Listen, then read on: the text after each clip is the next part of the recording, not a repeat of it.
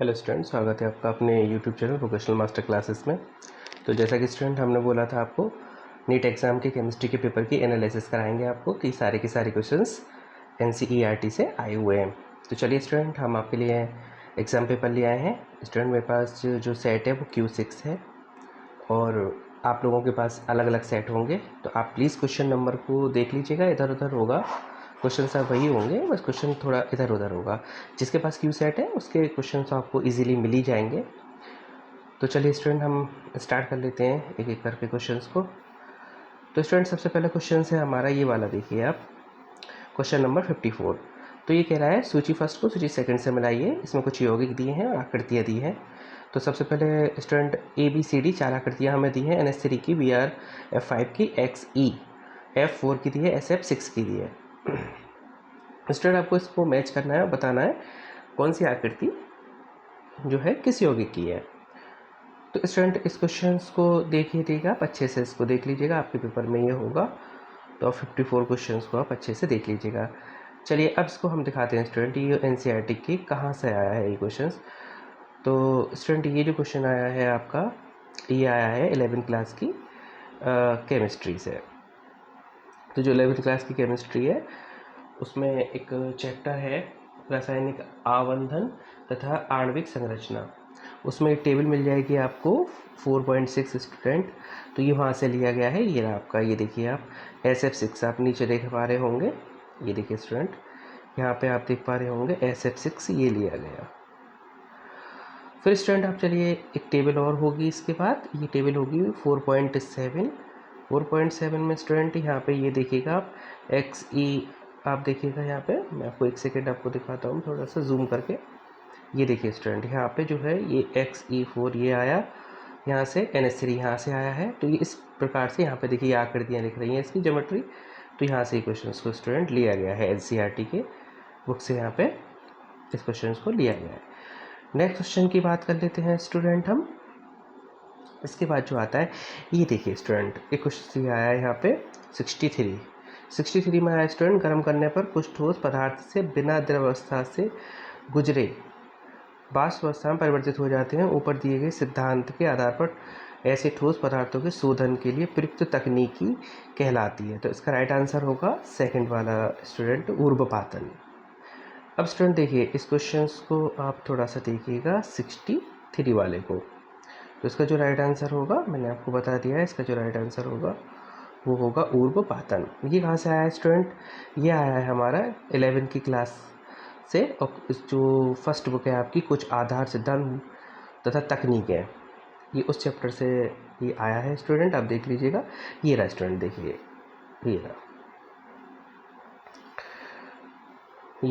ये टेक्निक ये रही है आपकी ऊर्ध्वपातन। सबसे पहली टेक्निक ये है, ये ऊर्ध्वपातन। और ये दे रखा है स्टूडेंट, देखिए मैं आपको अंडरलाइन कर दे रहा हूँ, ये कुछ ठोस पदार्थ गर्म करने पर बिना द्रव अवस्था में आए वाष्प में परिवर्तित हो जाते हैं। देखिए डिक्टो उतारा है, डिक्टो दिया है स्टूडेंट इसने, बिल्कुल सेम टू सेम। तो ये क्वेश्चन से यहाँ से आया है, तो इसका आंसर होगा स्टूडेंट ऊर्ध्वपातन। नेक्स्ट क्वेश्चन पर चलते हैं। क्वेश्चन नंबर 69 है स्टूडेंट हमारा, ये देखिए ये वाला। ये कह रहा है फैलिंग विलयन A होता है। तो फैलिंग विलयन A होता है तो वो हमारा होता है स्टूडेंट जलीय कॉपर सल्फेट। ये भी हमारा NCERT से आया है और ये क्लास 12th के कार्बनिक रसायन वाले भाग से ये आया है। एल्डिहाइड कीटोन एवं कार्बोक्सिलिक अम्ल वाले चैप्टर से ये आया हुआ है। इसका प्रूफ हम आपको ये देखिए स्टूडेंट, यहाँ पे एक मिनट मैं आपको जूम कर देता हूँ। ये देखिए ये रहा स्टूडेंट, और आपका जो A वाला पूछा है वो ये रहा, कॉपर। देखिए जलीय कॉपर सल्फेट को मैंने अंडरलाइन किया है, आप कोर्सेस को देख लीजिए स्टूडेंट, ये रहा। तो ये क्वेश्चन यहाँ से आया है, इन्होंने यहाँ से कैरी किया है, ठीक है। नेक्स्ट चलते हैं स्टूडेंट, और ये पेज नंबर भी नोट करते चलिएगा स्टूडेंट, ये 246 पेज पे होगा एल्डिहाइड कीटोन कार्बोक्सिलिक अम्ल वाले चैप्टर में। चलिए स्टूडेंट नेक्स्ट देखिए 87 क्वेश्चंस। अब 87 क्वेश्चन को आप देखिए, ये कह रहा है निम्नलिखित में से बने उत्पाद A तथा B क्रम से होंगे। तो इन्होंने पहली रिएक्शन दी है 3ROH प्लस PCl3, फिर एरो लगाया इन्होंने स्टूडेंट, फिर लिखा है 3RCl प्लस A। तो आपको A पदार्थ बताना है। दूसरी रिएक्शन में ROH और PCl5 एरो करके RCl plus HCl plus B। तो स्टूडेंट उन्होंने क्या करा है कि यहाँ पे B पदार्थ पूछा है और ये बी पदार्थ पूछा है, ए पदार्थ पूछा है। तो इन्होंने PCl3 PCl5 से क्रिया कराई है और इन्होंने यहाँ पे पदार्थों को पूछा है। तो चलिए स्टूडेंट देख लेते हैं, ये क्वेश्चन यहाँ से आया है आपका, ये रहा। ये हमारा पहले चैप्टर का हेलो एल्केन्स हेलो एरीन्स, जो 12th क्लास की सेकंड ऑर्गेनिक बुक है आपकी, वहाँ से इन्होंने ये लिया है। ये देखिए स्टूडेंट, ये रहा, ये PCl3 यानी कि ये रहा आपका, एक ये रहा आपका PX3 लिखा है इन्होंने, एक नीचे वाला है ये PCl3, और आपके जो वो दो A और B हैं वो ये रहे, POCl3 और H3PO3 आएगा वहाँ पे। तो स्टूडेंट वो राइट आंसर आप लगा लीजिएगा वहाँ पे। X का मतलब यहाँ पे Cl, यहाँ पे जो X होता है स्टूडेंट वो होता है आपका Cl, क्लोरो, ब्रोमो, आयोडो और फ्लोरो। तो यहाँ X की जगह हम Cl ले सकते हैं, तो यहाँ पे X की जगह इन्होंने क्या लिया है, Cl लिया है। तो ये यहाँ से आपका स्टूडेंट क्वेश्चन आया है, आप इसको नोट डाउन कर लीजिएगा। फिर आता है नेक्स्ट हमारा स्टूडेंट, ये देखिए नेक्स्ट क्वेश्चन से हमारा 82 क्वेश्चन। स्टूडेंट 82 जो क्वेश्चन है वो कुछ संकुल योग दिए आपको, उसमें समाव्यवस्था को बताना है आपको, मैचिंग करनी है कौन सी समाव्यवस्था कहाँ होगी। तो स्टूडेंट देखिए ये वाला जो क्वेश्चन है इन्होंने NCERT के सेकंड वाला जो भाग है हमारा उपसे संयोग, वहाँ से इन्होंने ये दिया है, ये रहा देखिए स्टूडेंट, ये रही। तो यहाँ पे हम ये देखिए बंधनी समाव्यवस्था ये दी है, ज्यामितीय समाव्यवस्था दी है, और आगे भी इसमें काफ़ी सारी समाव्यवस्थाओं के बारे में बता रखा है। तो उन्होंने ये क्वेश्चंस को यहाँ से कैरी किया है स्टूडेंट। नेक्स्ट चल देते हैं स्टूडेंट, नेक्स्ट क्वेश्चन है हमारा क्वेश्चन नंबर 67। ये देखिए स्टूडेंट, नाइट्रोजन और आपका ऑक्सीजन, फ्लोरीन, कार्बन, सिलिकॉन की स्टूडेंट विद्युत ऋणात्मकता है, विद्युत ऋणात्मकता है। तो ये 11th क्लास के NCERT बुक से पहले वाले भाग से लिया गया है, और मैं आपको ये प्रूफ में दिखाता हूँ। देखिए स्टूडेंट ये रही, यहाँ से देखिए ये रही, एक मिनट मैं इसको जूम कर लेता हूँ, यहाँ पे थोड़ा सा आपको दिख जाएगा। ये रही स्टूडेंट, यहाँ से देखिए आप, ये रहा विद्युत ऋणात्मकता है, ये रही। और ये नहीं, नाइट्रोजन की, कार्बन की, ऑक्सीजन की सारी आपको यहाँ पे मिल जाएंगी स्टूडेंट, देख लीजिएगा आप, यहाँ पे आपको इजीली मिल जाएगा। और ये हमारा जो टेबल नंबर है वो 3.8 है स्टूडेंट, याद रखिएगा 3.8 है, उस पर आपको विद्युत ऋणात्मकताएं स्टूडेंट मिल जाएंगी। नेक्स्ट क्वेश्चन पे चलते हैं स्टूडेंट। नेक्स्ट क्वेश्चन आता है हमारा, देखिएगा ये वाला 83 क्वेश्चन स्टूडेंट, ये रहा 83। निम्नलिखित तत्वों को प्रथम आयनन एंथैल्पी के बढ़ते क्रम में लगाइए। अगर आपको इनकी आयतन एंथैल्पी पता है स्टूडेंट, तो आप इसमें इनके बढ़ते क्रम में आप इनको लगा सकते हैं। और ये भी NCERT से आया है, मैं आपको दिखा दूँ। और जो ये NCERT से आया है, ये NCERT का जो 11th क्लास का जो चैप्टर है तत्वों का वर्गीकरण एवं गुणधर्म, वहाँ से आया है स्टूडेंट। और ये टेबल नंबर है आपकी 3.6। ये देखिए सबसे पहले इन्होंने लिथियम की ही दे रखी है 520, आप देख लीजिएगा इसको, यहाँ पे लिथियम की इन्होंने 520 ये दे रखी है स्टूडेंट, ये लिथियम की, बेरिलियम की, नाइट्रोजन की इन्होंने यहाँ पे दे रखी है। और स्टूडेंट मैं आपको एक चीज़ बता दूँ यहाँ पे, ये देखिए यहाँ पे, और मैं आपको बता देता हूँ, लिथियम की तो सबसे पहले दे ही रखी थी उन्होंने, तो जो Li की होती है वो 520 होती है Li की आयनन एंथैल्पी। दूसरा स्टूडेंट आप याद रखेंगे, या Be की जो होती है वो होती है 899, आप नोट करके चलें स्टूडेंट 899। और जो बोरॉन की होती है आयनन एंथैल्पी वो होती है 801, ये याद रखें आप, नोट डाउन करते चलें। कार्बन की होती है स्टूडेंट 1000, आप याद रखेंगे इसको 86। और यहाँ पे जो नाइट्रोजन की होती है वो होती है 14.5। ये आयनन एंथैल्पी आप नोट डाउन करके रख लीजिए, भविष्य में भी काम आ सकती हैं। तो ये थोड़ा सा आप स्टूडेंट यहाँ पे ध्यान दीजिएगा, ये क्वेश्चंस यहाँ से आया है। नेक्स्ट चलते हैं स्टूडेंट, यहाँ पे ये क्वेश्चंस है आपका पाई बंद और सिग्मा बंद वाला, 77 क्वेश्चन होगा आपका स्टूडेंट ये वाला। तो आप ये ध्यान रखिएगा, कार्बन कार्बन अगर के बीच एक बंद होता है वो सिग्मा होता है, डबल बॉन्ड होते हैं स्टूडेंट यहाँ पे तो एक सिग्मा एक पाई होता है, और कार्बन कार्बन के बीच ट्रिपल बॉन्ड होते हैं तो यहाँ पे 2 पाई और 1 सिग्मा होता है। ये बात आपको पहले याद रखनी है आपको स्टूडेंट, बहुत ज़रूरी है। फिर स्टूडेंट मैं यहाँ पे आपको बता देता हूँ, आपको 1 बाई 1 चर्चा कर लेते हैं। एथेन में जो होता है वो सिग्मा बंद होता है एथेन में स्टूडेंट, ये थोड़ा सा आप याद रखेंगे। यहाँ पे एथेन में, यहाँ एथेन की बात हो रही है, एथेन में सिग्मा बॉन्ड होता है, याद रखेंगे आप। और जो आपका एथीन होता है, एथीन नोट करना है इसको, एथीन में 2 पाई होते हैं, याद रखेंगे स्टूडेंट, यहाँ पे जो होते हैं वो 2 पाई होते हैं। फिर इसके बाद स्टूडेंट यहाँ पे आता है, सॉरी स्टूडेंट यहाँ पे, हाँ एक मिनट, हाँ C2 में, सॉरी स्टूडेंट यहाँ पे मैं थोड़ा सा गलत इसको कर गया हूँ। यहाँ पे जो C2 होगा, एक सेकेंड, यहाँ पे जो C2 होगा उसमें 2 पाई होंगे स्टूडेंट, वहाँ थोड़ा गलत हो गया है हमारा, आप इसको नोट कर लीजिएगा। यहाँ पे C2 जो होगा वहाँ पे 2 पाई होंगे, और जो एथीन होगा हमारा वहाँ 1 सिग्मा 1 पाई होगा। ये स्टूडेंट याद रख लीजिएगा, एथीन में 1 सिग्मा 1 पाई नोट डाउन करिएगा, और एथाइन में 2 पाई 1 सिग्मा। ये देखिए स्टूडेंट यहाँ पे एथाइन में,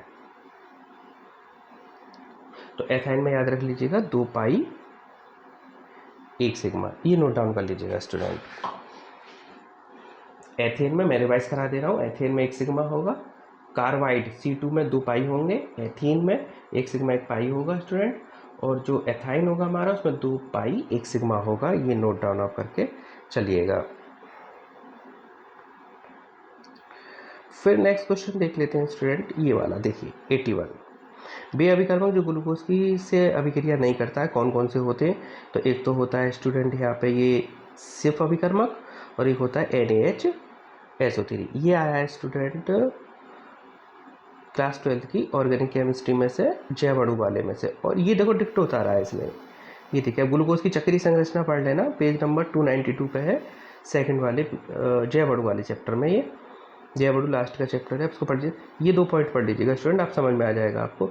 ये रहा NaHSO4 से क्रिया नहीं करता ये, और ग्लूकोज सिर्फ परीक्षण नहीं देता, ये लिख रहा, सिर्फ परीक्षण नहीं देता। ये क्वेश्चन यहाँ से आया है स्टूडेंट।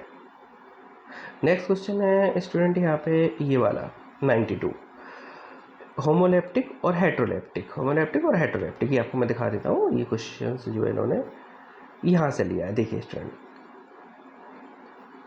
NCERT की फर्स्ट वाली बुक से, इंटर वाली से। ये हेट्रोलेप्टिक हेट्रोलेप्टिक यहाँ से उठाए इन्होंने, आप इसको नोट डाउन कर लीजिएगा। इसके बाद आता है स्टूडेंट यहाँ पे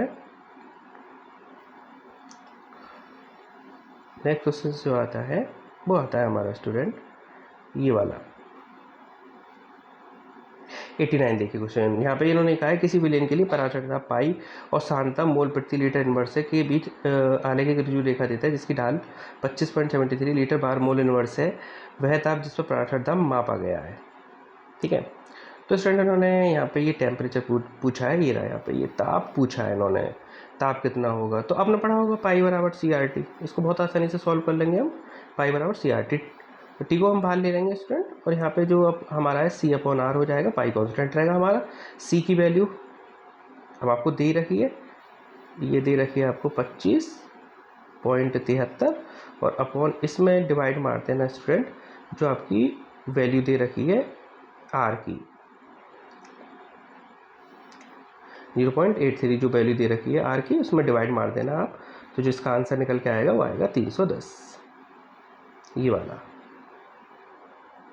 तो आपको 25 यानी कि सांद्रता C में डिवाइड मारना है, 25.73 में डिवाइड देना है सांद्रता का, इसमें 0.083 में। तो ये मैंने C/R लिखा है यहाँ पे, ये C की वैल्यू R की वैल्यू, इसको आप डिवाइड मारोगे 310 डिग्री सेल्सियस आ जाएगा आपका, इसका आंसर ये होगा।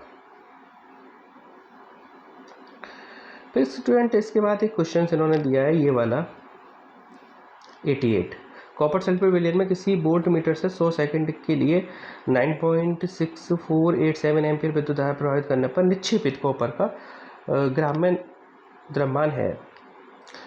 तो स्टूडेंट ये आपके क्लास 12 की जो पहला वाला भाग है उसमें रासायनिक बलगतिकी से ये का न्यूमेरिकल NCERT में से लिया गया है, और इसमें आपने पढ़ा होगा, मैं इसको इजीली सॉल्व हो जाएगा स्टूडेंट। ये I बराबर आपने पढ़ा होगा, I बराबर Q/T। Q को हम बाहर ले लेंगे तो ये हो जाता है I/T, यहाँ पे आपने पढ़ा होगा इस चीज़ को।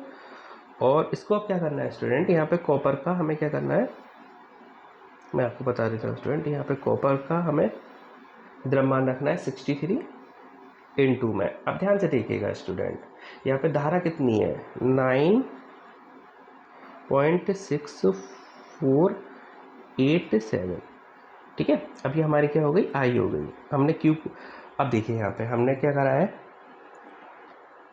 आई बराबर क्यू पर टी होता है, तो हमें यहाँ पे क्या क्या दिया गया है, टी दिया गया है, और क्या दिया गया है स्टूडेंट हमें यहाँ पे, और हमें यहाँ दिया गया है आई। तो हमें क्यू बराबर क्या पता है, आई इंटू टी, तो आई मैंने ये रख लिया, इंटू में फिर हम रख लेंगे यहाँ पे, ये तो कॉपर का द्रव्यमान हो गया, आई बराबर हमने क्या पढ़ा है, आई बराबर Q into T, Q into T. तो ये तो कॉपर का द्रव्यमान रखना ही पड़ेगा, क्योंकि कॉपर निक्षेपित हो रही, जितना आपने पढ़ा होगा फैराडे का प्रथम नियम, जितना धारा देंगे उतना ही विलयन में से कॉपर निकल करके कहाँ आएगी, इलेक्ट्रोडों पे आएगी। तो ये द्रव्यमान हो गया हमारा कॉपर का। अब हमने धारा दी, जो धारा दी हमने 9.6487 इंटू में हमारा क्या आ जाएगा, टाइम।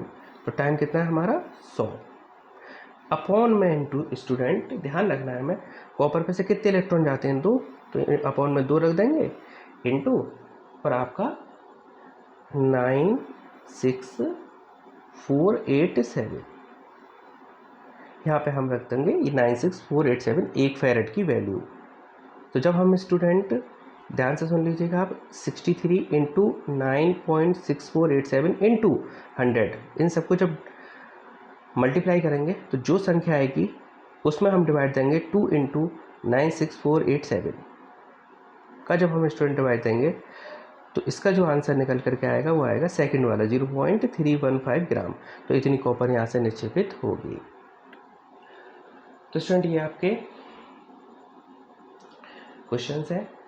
आप चाहते हो कि ऐसी वीडियो हम आपके लिए और लेकर आएँ तो कमेंट सेक्शन में प्लीज़ बताइएगा। मैं आपको सारा पेपर केमिस्ट्री का और बचे क्वेश्चनों को भी सेकंड पार्ट में मैं पूरे एनसीईआरटी के आपको बाय प्रूफ और ऐसे करके दिखा दूंगा मैं आपको। और अगर आपको फिजिक्स के भी चाहिए, बायोलॉजी के भी इसी टाइप से एनसीईआरटी के चाहिए तो हमें प्लीज़ कमेंट सेक्शन में बताएँ। जब तक के लिए थैंक यू, धन्यवाद। चैनल को सब्सक्राइब करें, बेल आइकॉन दबाएँ। Thank you.